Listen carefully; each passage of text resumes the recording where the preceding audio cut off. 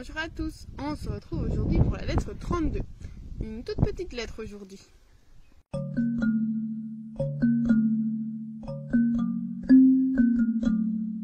Sénèque dit à Lucilius qu'en fait il enquête sur lui et il demande à ceux qui le côtoient ce qu'il fait de ses journées.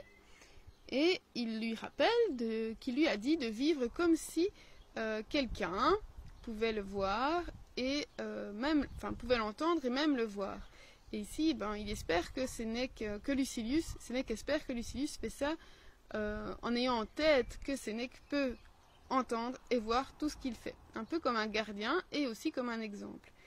Et Sénèque est content parce que la plupart du temps, les gens qui l'interrogent à propos de Lucilius lui rapportent qu'ils ne savent pas ce qu'il fait.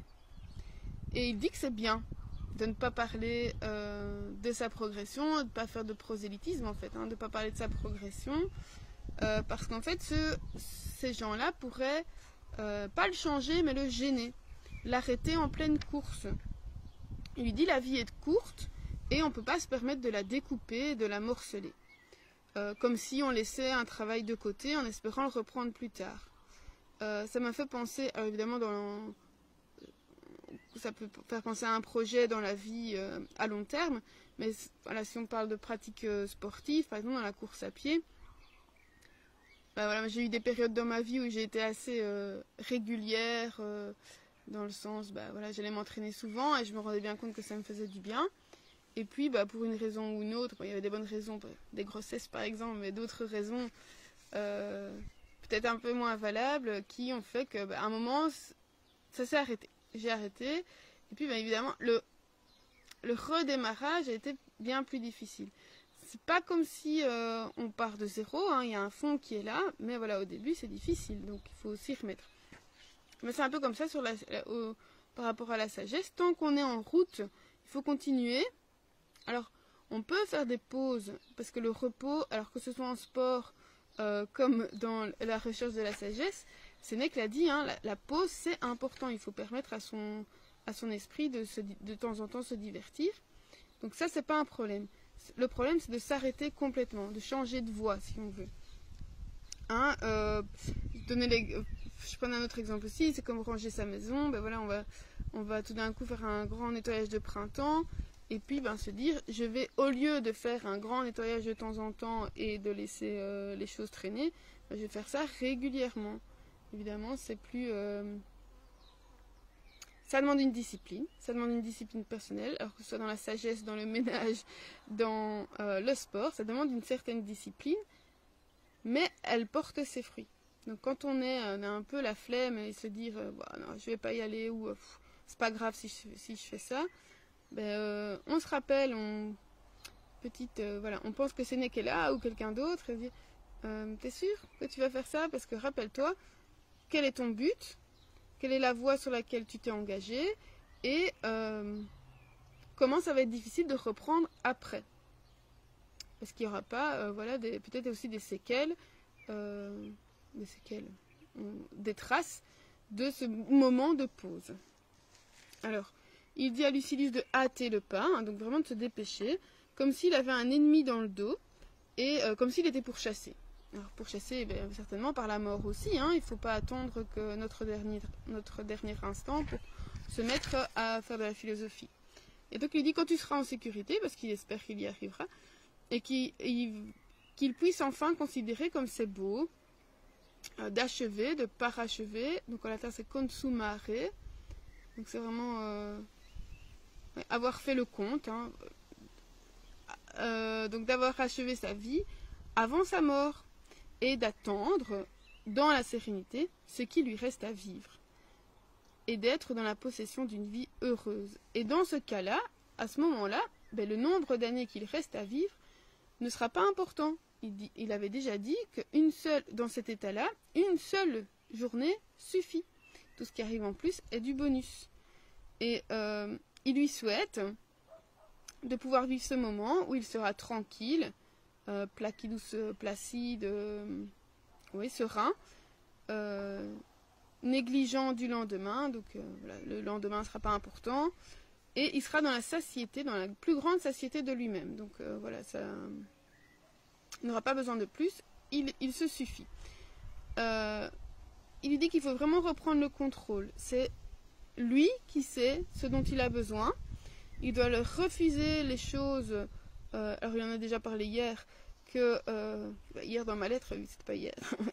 Refuser les choses que ses parents ont voulu pour lui, parce que ses parents apparemment veulent le voir riche, plus riche. Et Sénèque lui dit, mais en fait, si toi tu dois être plus riche, ça veut dire qu'on doit dépouiller quelqu'un d'autre pour te rendre plus riche. Et donc ce n'est pas ça que tu dois rechercher. Est-ce que c'est ça le plus important, c'est la richesse matérielle? Non, il lui a déjà dit que non.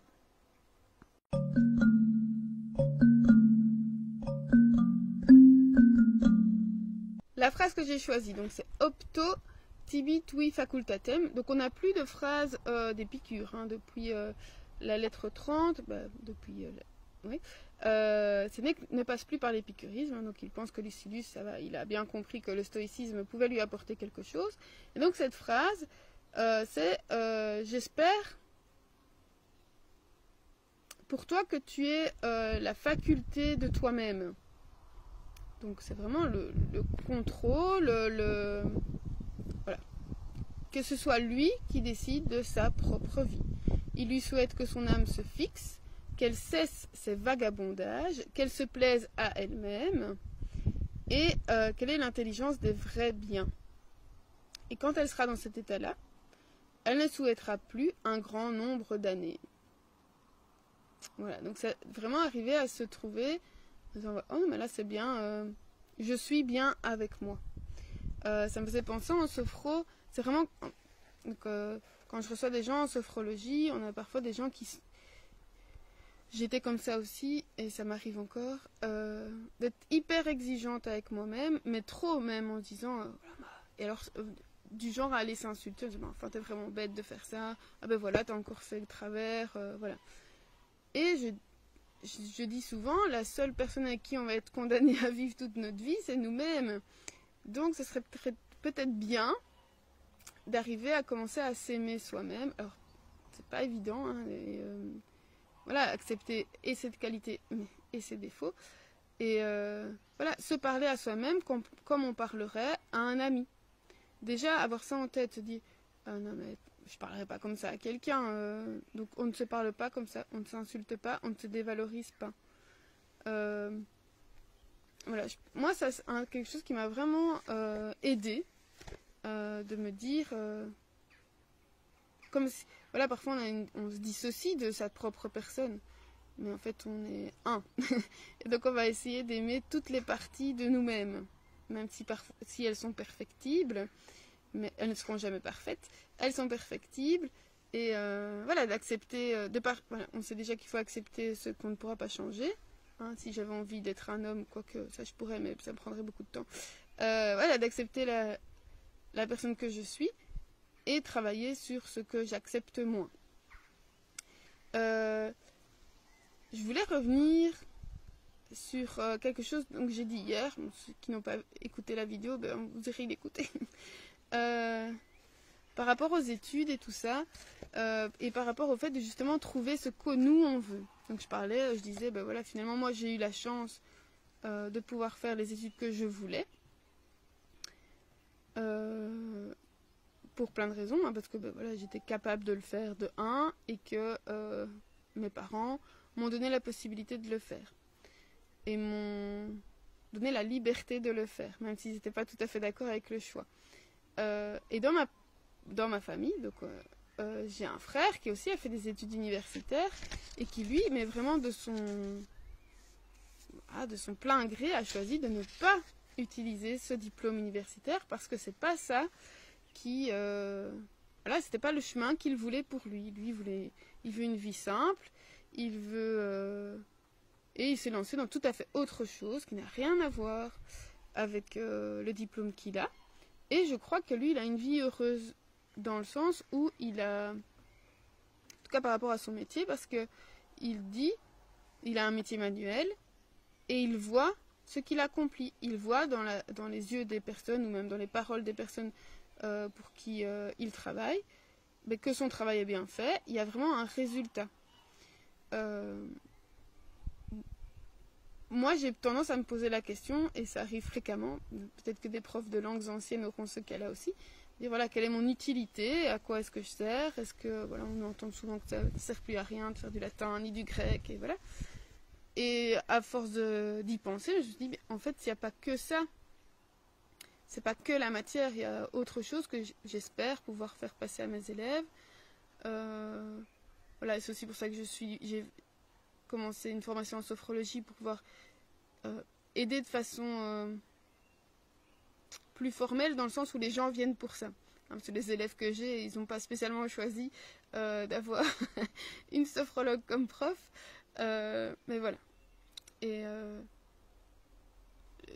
voilà. Je dis toujours à mes rétos, enfin les sixièmes, là, quand ils savent pas trop quel métier faire, enfin quelles études faire, je dis ben, allons, jetez-vous dans ce que vous aimez, et après, voilà, à l'heure actuelle, on peut changer de voie, on peut avoir plusieurs vies, et voilà. Et c'est comme ça qu'on trouve ce